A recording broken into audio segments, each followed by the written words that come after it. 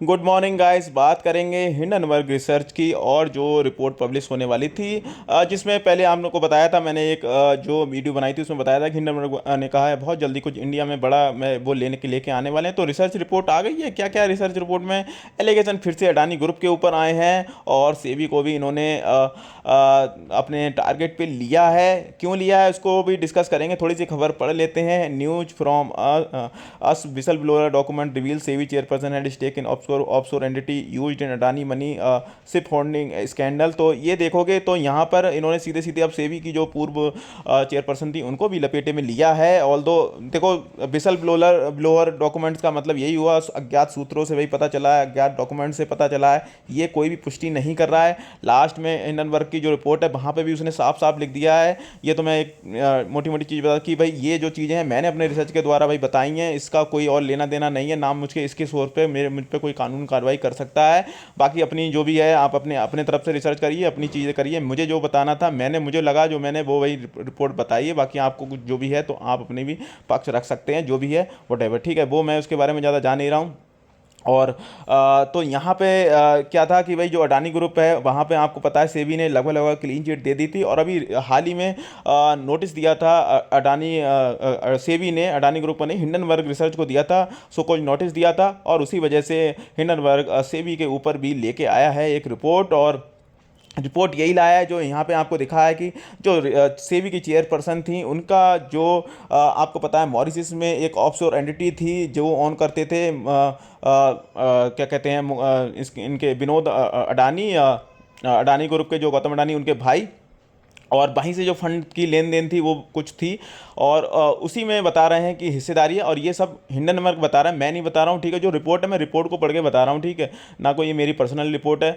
बाकी कितना गलत है कितना सच्चा है ये आपको पता है, टाइम टू टाइम पता चलता रहता है। एलिगेशन बाहर का कोई भी आदमी यहाँ पर इंडिया में आके लगा दे, मैं उस पर बिल्कुल भी बिलीव पहले तो फर्स्टली करता नहीं हूँ, ठीक है। मैं अपने जो भी इंडियन लोग हैं उन पर ज़्यादा पहले बिलीव करता हूँ। बाकी बाहर के लोग तो कुछ भी कर सकते हैं। हो सकता है काफ़ी सारी शॉर्ट सेलिंग पोजीशन हो इनकी, पहले भी थी शॉर्ट सेलिंग पोजीशन और उसी वजह से सो को नोटिस दिया था सेबी ने।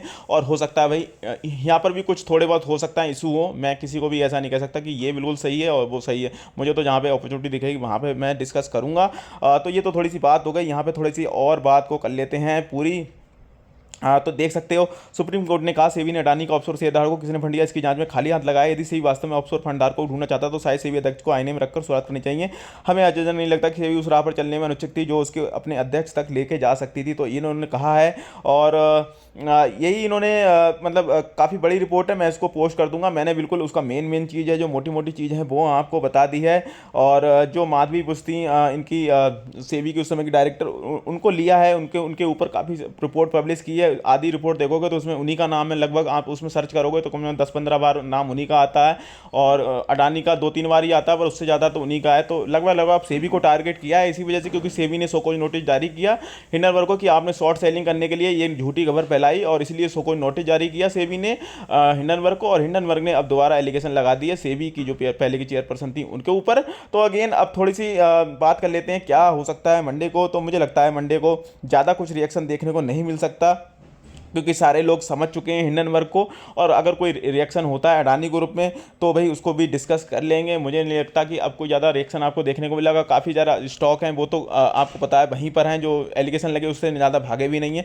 तो उनमें तो मुझे कुछ ज़्यादा दिखता भी नहीं है गिरावट का, चाहे ATGL हो, चाहे अडानी एनर्जी सोल्यूशन हो, चाहे भाई अडानी बिल्मर हो। हाँ कुछ स्टॉक्स भाग गए, अडानी पावर और भी हैं एक दो स्टॉक्स जैसे अडानी पोर्ट, तो वहाँ पर हो सकता है थोड़ी बहुत गिरावट देखने को मिल जाए। बाकी मंडे को डिस्कस कर लेंगे। सेबी के लिए सेबी पे एलिगेशन लगाएं तो क्या भाई यहाँ पर आपको कोई अलग से फिर से जांच देखने को मिलेगी, कोई सुप्रीम कोर्ट का इन्वॉल्वमेंट में आएगा तो आगे तो कोई भी न्यूज आएगी तो वो तो हम बाद में डिस्कस करेंगे। अभी के लिए तो ऐसे कुछ नहीं है। और बाहर के एलिगेशन को ऐसे कुछ भी नहीं कहा जा सकता कि भाई वो सही ही हैं। और हाँ मेरे व्यू सही हैं बिल्कुल भी। और अभी के लिए तो यही है। और आगे कुछ भी होता है, कोई भी अपडेट आती है तो उसको ज़रूर डिस्कस कर लेंगे। और अभी के लिए इतना ही है। बाकी मेरे व्यू मैंने बता दिए, मेरे व्यू अभी भी ठीक है अडानी ग्रुप पे, ऐसा कोई भी मुझे दिखता नहीं है। आप उसी समय देख लो रिपोर्ट लगी उसके बाद से शेयर कहाँ पहुँच रखे हैं।